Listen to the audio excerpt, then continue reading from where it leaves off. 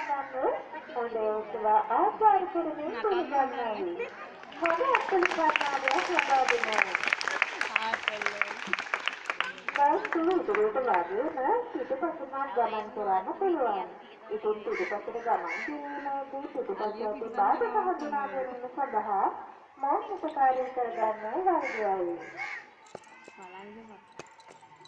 ඉතින් තේමාවේ අපේ නරඹන්නන්ට වගේම අපිට දුන්න අපූර්ව කුංචි ජලිපස්ස කියලා මෙන්න මුලා දුන්න පුළුවන් කියලා. මොකද මුලින්ම අපේ සාකච්ඡාවක් ලබා දෙමු.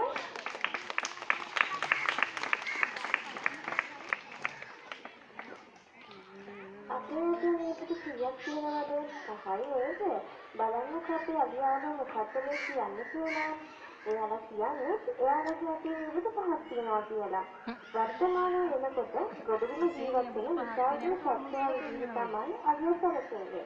ඒ නිසාම ඔවුන්ගේ වර්ගයකට නම් කරලා තියෙනවා. ආසියාවේ සහ අප්‍රිකාවේ කියලා.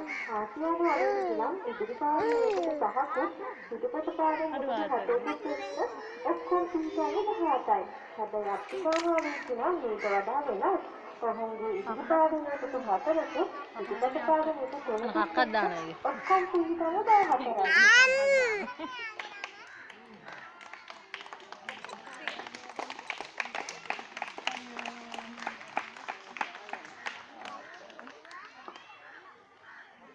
අපේ අලියාලට අලිසෙල්ලම් කරලා මහන්සි හිතලාද කොහෙද?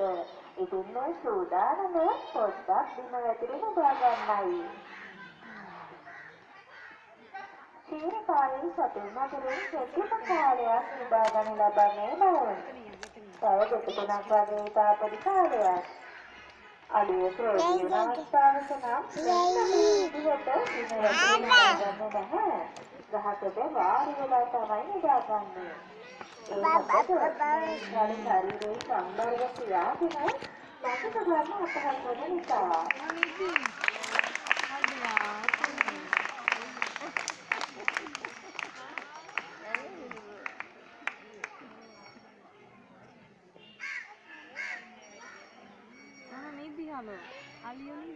ඉතින් මේ පෙන්නන්නේ අපේ මාධ්‍යවල අලියාලුවා එයාගේ රංචුවේ ඉන්න අනිත් සමාජිකයන්ගේ ආරක්ෂා පිළිබඳව සොයා බලන ආකාරයයි.